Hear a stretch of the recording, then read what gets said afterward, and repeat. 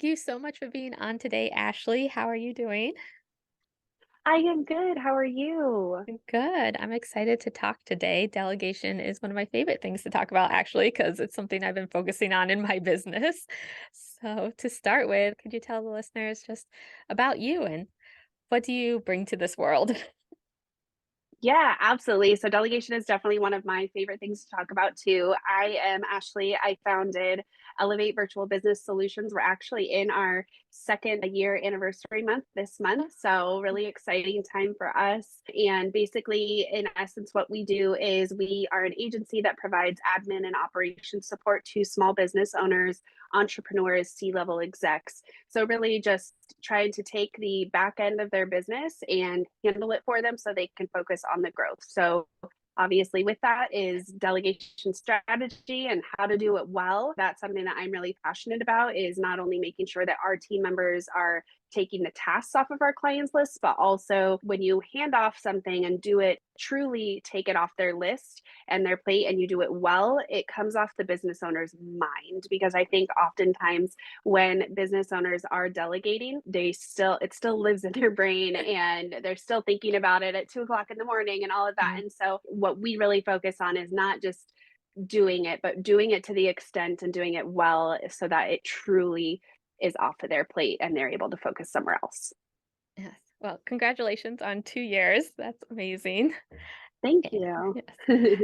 Yeah. How do you help your clients with that mindset of, I'm the only one who can do this work, I do it a Mhm. certain way. I don't think anybody else could take it over. Like, how do we get out of that mindset and actually start to let other people handle our workload? Yeah, and that's a great question, and it's something that I think everybody faces. Even though I do this for a living, I struggle with it too. It's hard. It's hard to give a piece of your baby up, right? Like that's really what it is. And we do have that mentality of that you have perfected it so well and gotten it down that why give it to someone else? And all of that. We have all these excuses that come up. So for me, I think that it is a mindset shift, and it's also something that I tell my clients to do is think about, right, do like a whole brain dump exercise of what's on your plate, and whether that's something that you sit down and do in one sitting or you just kind of take note through the week of what you're doing with your time.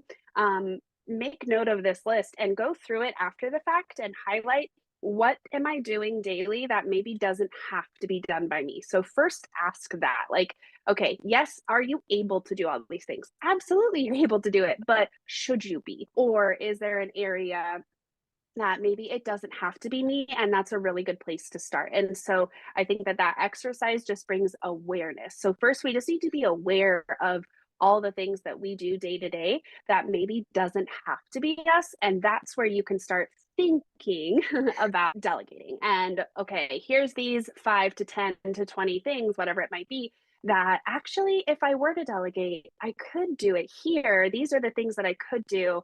And then you start thinking about how to do it well. Mhm. Yes. Yeah, because somebody else, Mhm. if that's their zone of genius, they're gonna be able to do it quicker than you anyways. So if it's not your zone Mhm. of genius, you're taking a lot more time than you need to trying to figure it out, Yes, and pull all the answers. uh-huh, exactly, and I also think that something else that I think business owners don't realize is when you first start your business and it is just you are doing all of the buckets, right? So let's say you have 5, 10 buckets in your business. You're doing all the things for all those buckets from the start, and you're able to do all those things because you're just starting out. And by nature of just resources that you have at your disposal and the smaller your business is, you can get that done without feeling overwhelmed. And so I think oftentimes with the growth of your business, you get to the point where all of a sudden you're feeling overwhelmed. And I think oftentimes people ask themselves, why do I feel overwhelmed by getting all this done? I used to get it done, however long ago when I first started. And I don't think people, you need to take a second to realize, yeah, it's a good thing that you can't get all this done anymore because your buckets have now grown. And so yes, it's still all the same things, but the volume is more. And you're doing more per bucket now, and it is time to probably offload some of those things that aren't your zone of genius, aren't isn't something that brings you joy. Or and also, it's, if you think about it, it could be very disruptive to your day. So even the things that you're like, I don't need to hire someone to do this, it only takes me 5 minutes. Well, but how many times of those 5 minutes does that take you? It's And if you were to, if like I said, if you were to look at that list of things that you highlighted that don't have to be done by you, if you took those off your plate and then you were only focusing on those other things on your list that do have to be done by you, how much more impactful would you be in those things? And also, just how much more joyful would you feel, because you Yes. wouldn't feel so stressed out and stretched thin, and maybe you would have more white space to brainstorm and think of new things and all of that. So Mhm. yeah. Yeah, definitely. Yes. Yeah, I found when I was getting so busy with client work, it was my part of the business that was, falling Hmm. short. Like I stopped posting on social media. I just didn't have time anymore. I was Hmm. just trying to keep up Right.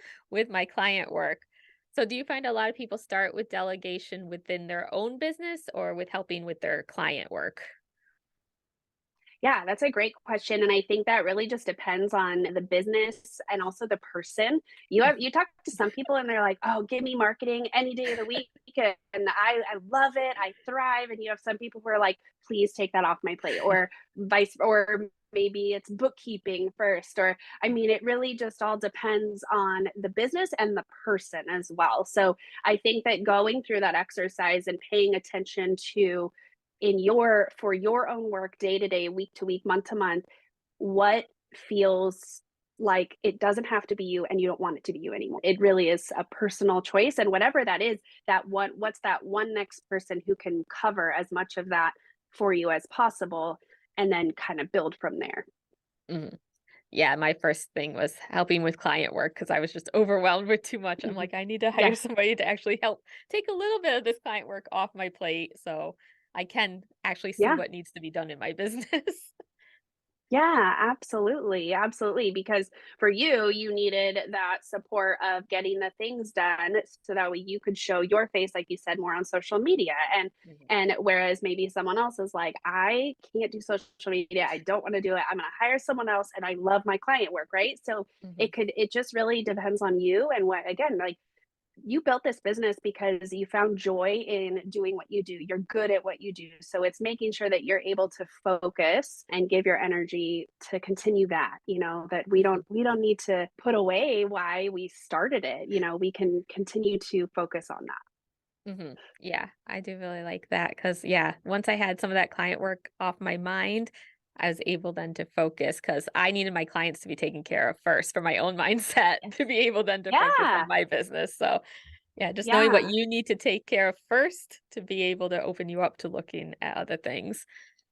So, one Hmm. of the main Absolutely. objections I hear when people start to want to delegate or are thinking about it is it's just going to cost too much money. I don't know if I can Mhm. pay for somebody to delegate. So, what would you say to somebody who's trying to figure out if I always feel like it's more of a money versus time issue. Like, do you want more time? Do you want more Yeah. money? Like, yeah.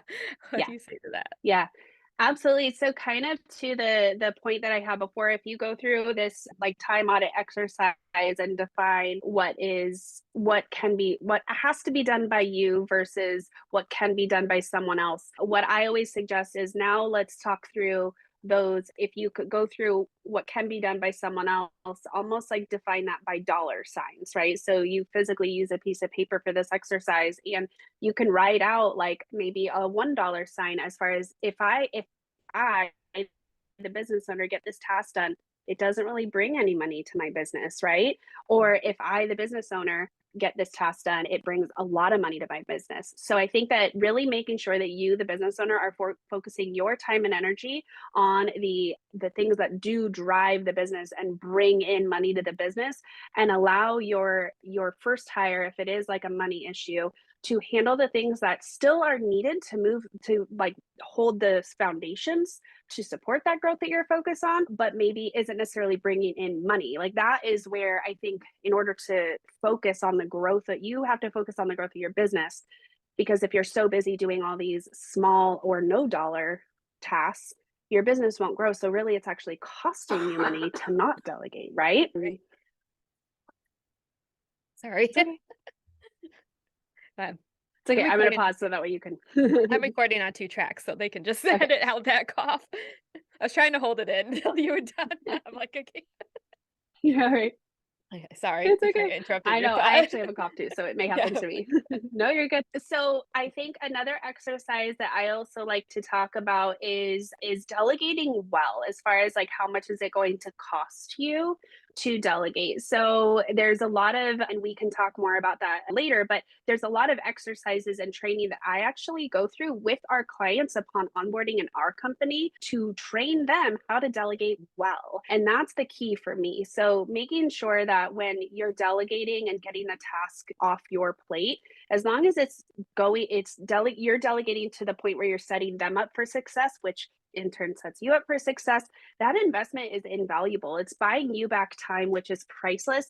And then you can decide what you're going to do with that extra time. So for some of our clients, they're like, I just need to delegate because I want to spend more time with my family, or I want to go on vacation and not worry about my business pausing while I'm on vacation. I want it to keep moving. Or some people want to delegate so they can focus on the growth.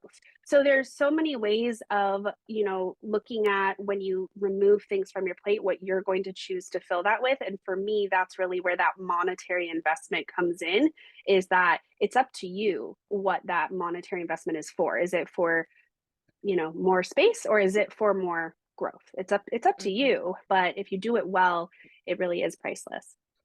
Yes, I agree, yes. Yes. Having more time has, like, allowed me to focus more on getting new clients and spending And time with one my other one family. other Oh, yeah.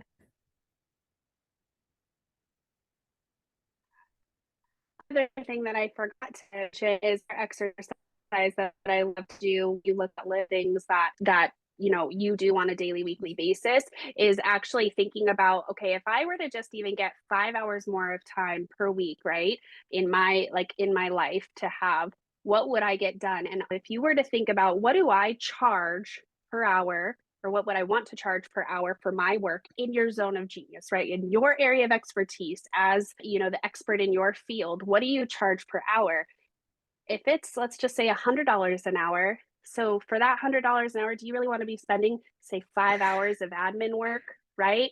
And Mhm. how about instead we pay half that to someone who is, their zone of genius is admin work. So for 5 hours of your admin work, I guarantee you she'll probably get done in half the time for half the cost of what so it's like, it's also just this mindset shift of like, it's it actually is costing me more, right? Yeah. So, yeah. Yeah, that's a really good way to look at it, yeah, taking your hourly rate and saying, "Oh, I'm losing all this money I could be making working on client Mhm. work instead of doing all this that I'm actually not getting paid for at all." Right. Yes, I love that outlook. Right. Yeah, and it's just not a good way for us as the expert of whatever field that we're in to be spending our time doing anything really that isn't our area of expertise. So, yeah. Yes. So a question that I have is like, how do we know like what to hire first? Like a VA, an OBM, like there's all these different titles and some of them can be confusing as to what they mean. So how do you know where Yeah. maybe I know you said you make your list and you highlight what you need, but then you have all these different tasks and maybe they don't all fall under one category or how do you decide where to start? Yeah. So I think really it's asking, and again, this is something that I talk through in like our discovery calls. Actually, I help people try to uncover, if we are the right fit or who on our team is the right fit. So this is something that definitely is a bit of an exercise. There's no one clear answer. It really is the comes down to the person. So really look, like you said, looking at that list and seeing, is there an overarching theme here, right? Is it that I really don't want to do marketing? Then I should probably hire a social media team. Is it that we have some clients who love copyright. Like they are like, I love writing my own copy, but I need someone to take it and put it out there in all the places. Like, so finding that piece of what parts of it do you love and you still really want to be involved in, but there's just these certain parts that just don't feel great. As far as admin, like you said, VA versus OBM. So for those who don't know, a virtual assistant, we have on our team virtual executive assistants, and then OBM is online business manager. So the piece to me, the difference there is that management piece. So, do you need someone who is maybe going to do a lot more of like the management decision level? Our team of executive assistants is definitely kind of in between those two. So, for clients that come to us, we kind of have that happy medium, that good balance between the two. But really, the OBM piece would be more of that management level. So, for me, an OBM would be a good hire for a management, but then you also need an implementer, which would be more like a virtual assistant. So that almost is like a pair that should come together in essence, or someone like how we have the VEA, which would be a nice marriage of the two, I guess.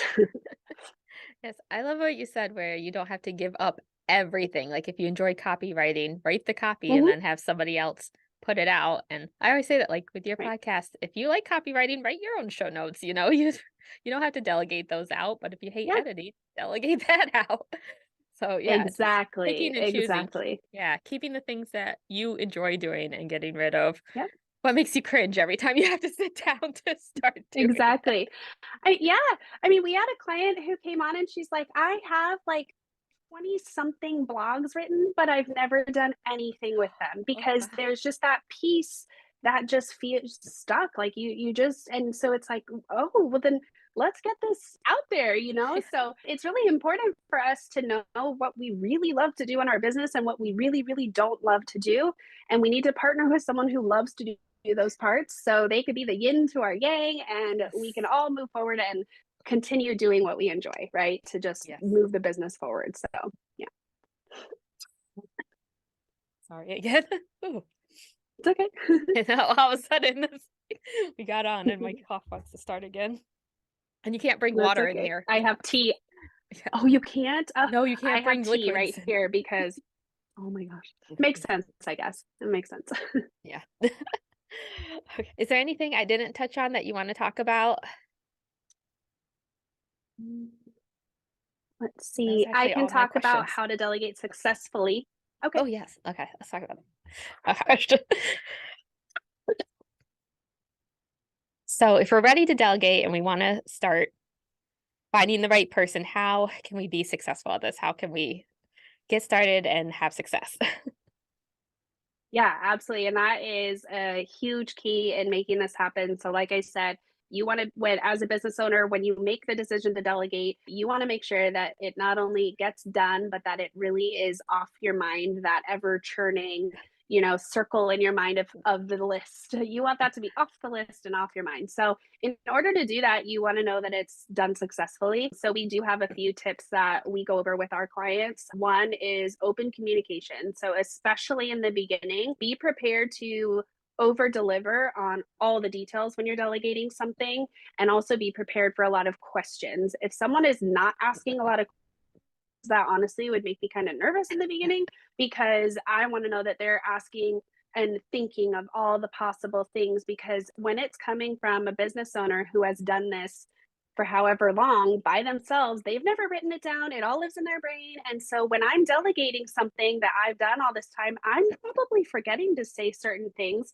because it's just so Mm. innate to me that I forget how to explain it in a basic way to someone brand new. So questions are great. Open communication, over communicate in the beginning.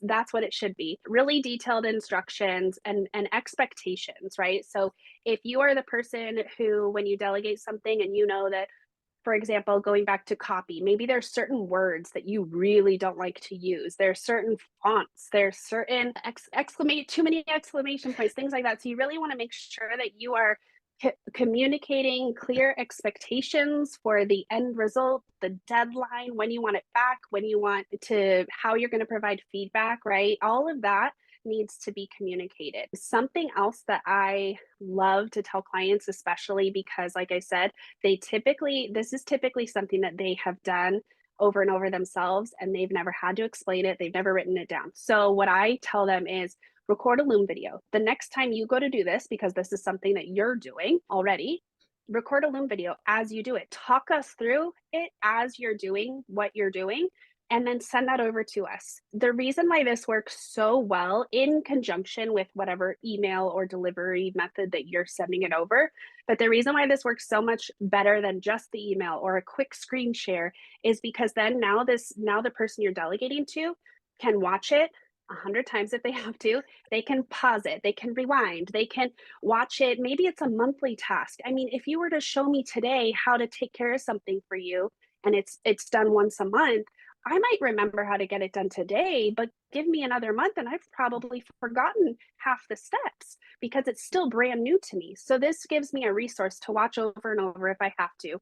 And for us at Elevate, what we do is we also take those and we'll write a written SOP. So now your business has an SOP written out for whatever this process is. I think that's so important because now we have a Loom video, we have a written process. So for anyone in the future who might need to do this down the road, now has all those resources. And typically, when you have a written process, you're able to better identify any gaps or any areas for improvement. Once you see it all written out, you might be like, huh, I think we should adjust this and this, or oh, this could be automated. So it just is a really great way to not only get it delegated to someone else, but to delegate it well. And that we are clicking all the buttons that you probably would have forgotten to tell us about had we not seen the Loom video.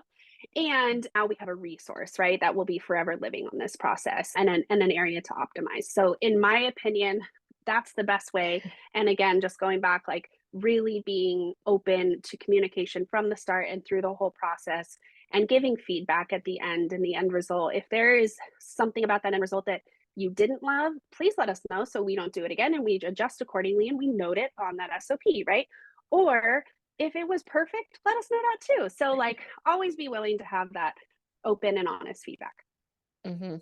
Yes. Yeah, my first hire, yeah, she would always be like, "I'm so sorry to keep asking you all these questions." I'm Mhm. like, "No, ask the questions." That way Yes, you don't have to be sitting yes, there wondering or, like, get all the way done and realize you did something wrong because you didn't ask the question that you exactly. wanted. So, yeah, Yes. ask all the questions. Yes. Yes, I'm a huge proponent for asking questions. I mean, for the parents out there, it's almost like when you have a first babysitter, right? And if you go out on a date night and that babysitter has not texted you one single time over the course of a couple hours, you're like, okay, there's no way things are going perfect. Even if it's a simple, hey, where are the extra wipes? Mhm. Something like, just said, maybe just an update here and there. So that is kind of what this communication in the beginning. Yes. Well, thank you so much for being on today. This was so helpful.